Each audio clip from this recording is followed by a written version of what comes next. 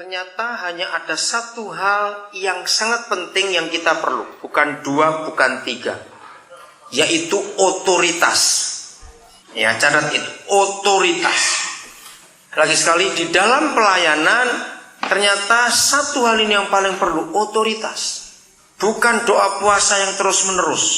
Bukan doa yang berjam-jam setiap hari, bukan. Maaf, bahkan bukan ijazah-ijazah keteologian kita, bukan. Karena kalau kita bicara kata pelayanan, itu berarti cuma satu, saudara. Sampai hari ini masih banyak orang yang punya konsep yang salah tentang kata pelayanan, sehingga menjurus kepada aktivitas gereja, musik, doa, semuanya. Hari ini kita harus tegas.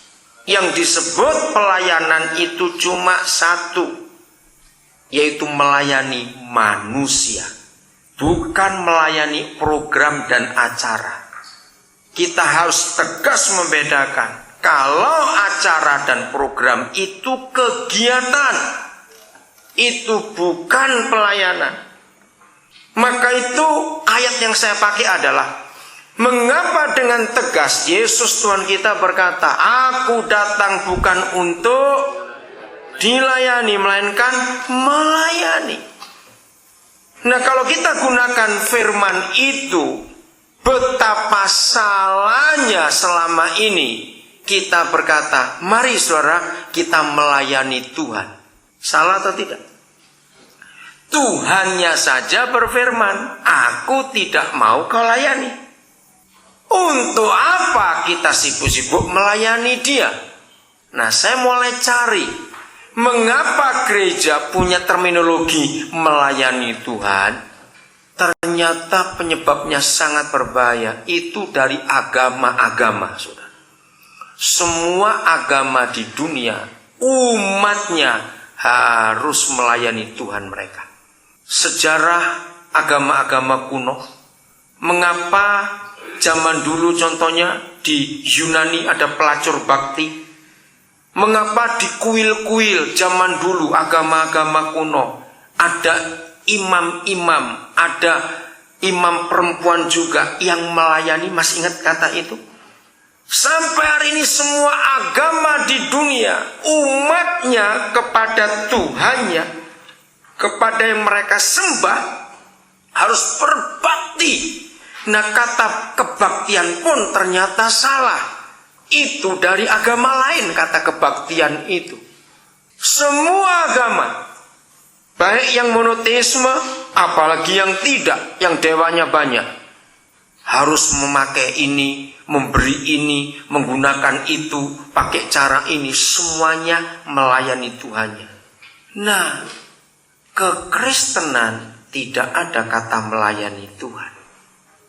Kata melayani itu to serve. Di Indonesia kan service. Nah, itu bukan kepada majikan. Yesus Tuhan kita nggak mau dilayani. Lagi sekali ingat itu. Aku datang bukan untuk, ulangi lagi, dilayani, tapi aku yang melayani kamu. Karena pelayanan itu cuma satu, saudara, yaitu kepada manusia. Maka itu apapun kegiatan kita, serohani apapun aktivitas kita, sehebat apapun ibadah kita, kalau bukan manusia yang kita layani, itu bukan pelayanan, itu aktivitas. Maka itu kalau kita sibuk berbulan-bulan hanya untuk kegiatan dan gak ketemu satu orang pun, kita salah. Kapan terakhir kali kita melayani orang? Bukan melayani kegiatan, langsung ketemu orang. Dengan semua yang kita punya, yang mereka butuhkan, kita berikan. Katakan amin. Itu melayani. Ayatnya nggak usah saudara baca, catat aja Matius 25 ayat 33 sampai 46. Itu pengadilan terakhir, penghakiman terakhir, masih ingat? Yang dihakimi itu gereja loh, saudara. Sebelah kanan domba, sebelah kiri kambing. Itu gereja. Tuhan tidak mengadili bangsa lain yang gak kenal dia. Yang dia adili itu kita. Jangan lupa. Betul? Kambing dan domba itu kita, gereja. Dan isi penghakimannya cuma satu pasal, enggak ratusan pasal. Pasalnya adalah, mengapa ketika aku lapar kamu enggak beri aku makan? Ketika aku haus kamu enggak beri aku minum? Ketika aku telanjang kamu enggak beri aku pakaian? Ketika aku sakit kamu enggak merawat aku? Ketika aku dalam penjara kenapa kamu enggak jenguk aku? Ketika kau orang asing kenapa kamu enggak sambut aku? Lihat, pasal-pasal penghakiman terakhir pada gereja itu cuma satu. Maka para domba bertanya, ayat 39, kapan kami melihat Tuhan seperti itu? Ayat 40, maka raja itu menjawab mereka, segala sesuatu yang telah kau lakukan untuk salah seorang. Saya kagum pada satu kalimat ini, salah seorang. Itu berapa jumlahnya? Satu.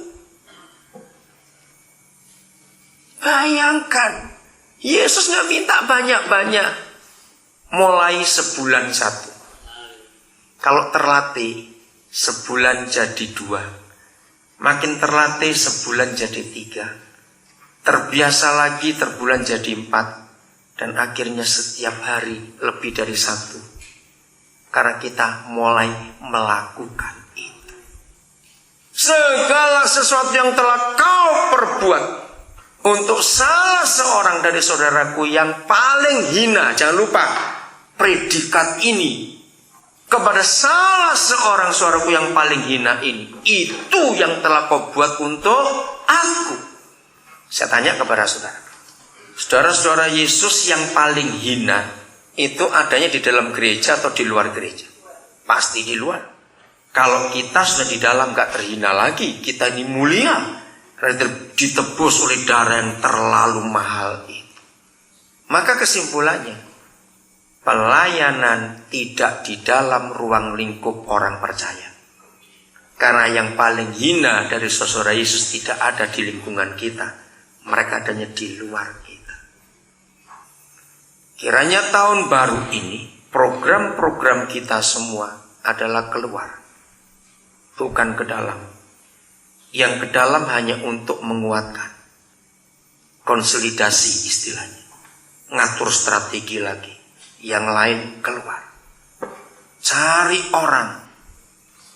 Saya beri contoh kecil tapi ini besar dampaknya. Saudara sadar tidak? Jumlah guru-guru Kristen makin habis. Tapi yang hebat, pemuda-pemudi Muslim semangat jadi guru. Saudara. Padahal pendidikan itu milik Yesus. Ingat sejarah gereja?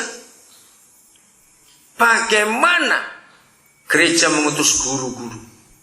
Sangir, Minahasa, Maluku. Sejarah mencatat adalah daerah yang paling banyak kirim guru ke seluruh Indonesia. Betul saudara? Dari tahun 20-an, 30-an, 40-an, 50-an. Luar biasa. Guru-guru Injil, guru-guru macam-macam diutus. Orang Minahasa harus bertobat karena gereja tidak bertanggung jawab. Lihat Unima. Unima itu fakultas keguruan, tadinya IGIP negeri. Sekarang jadi Universitas Negeri Manado. Itu sekolah guru. Saudara perhatikan. Menyedihkan. Orang Minahasa sendiri yang sekolah di situ, itu nggak sampai 1% jumlahnya. Kalau saudara datang ke kampus Tondano, saudara akan lihat. Hitam semua. Orang-orang dari daerah lain yang datang, bukan orang Minahasa. Saudara, ini fakta. Karena gereja nggak mau bicara pelayanan yang mutlak. Nah, lebih celaka lagi, pemuda-pemudi Kristen maunya jadi artis.